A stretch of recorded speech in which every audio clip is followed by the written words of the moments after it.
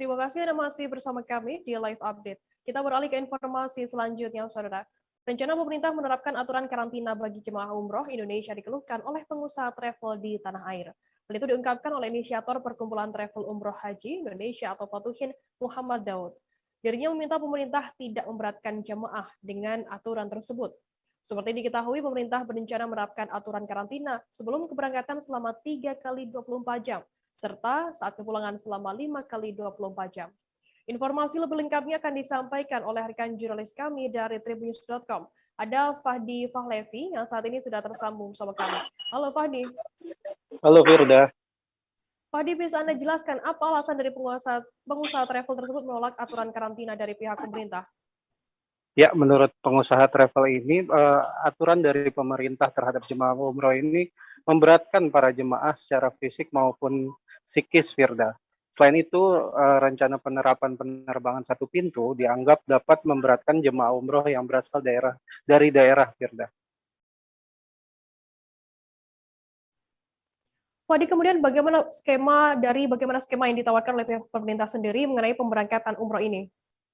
Ya, kalau dari pemerintah, rancangan konsep penyelenggaraan ibadah umroh tahun ini adalah sebagai berikut, Firda, yaitu persyaratan jemaah umroh harus mengikuti ketentuan dari pemerintah Kerajaan Arab Saudi. Kemudian, jemaah wajib mengikuti protokol kesehatan secara ketat sebelum keberangkatan dan sesudah kembali ke tanah air.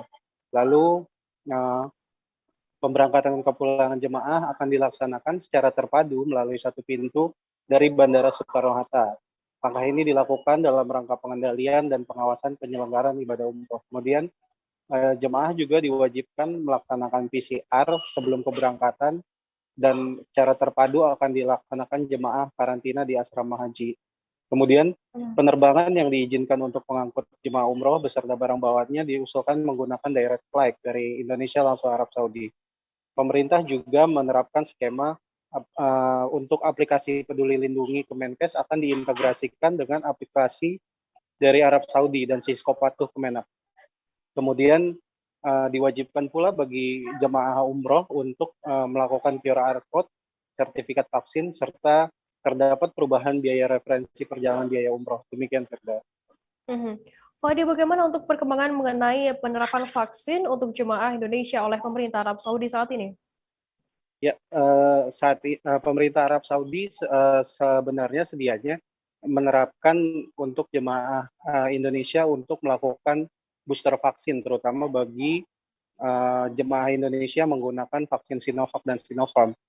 Namun pemerintah Indonesia masih mencoba melobi agar Indonesia tidak dikenakan kebijakan tersebut, karena sejauh ini kebijakan untuk menggunakan booster vaksin hanya dikhususkan bagi tenaga medis. Demikian, Firda.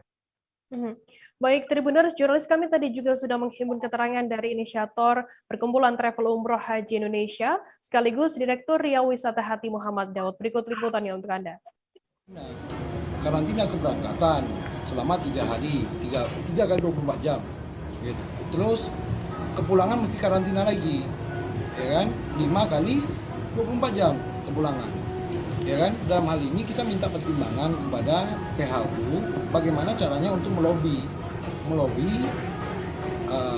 kepada Kerajaan Arab Saudi. Alasannya begitu, permintaan dari Kementerian Kesehatan Saudi, gitu. Diwajibkan jemaah Indonesia itu diwajibkan untuk karantina, gitu. Jadi banyak tanda tanya dalam hal ini, gitu. Sementara negara yang lain kok nggak harus seribet gitu.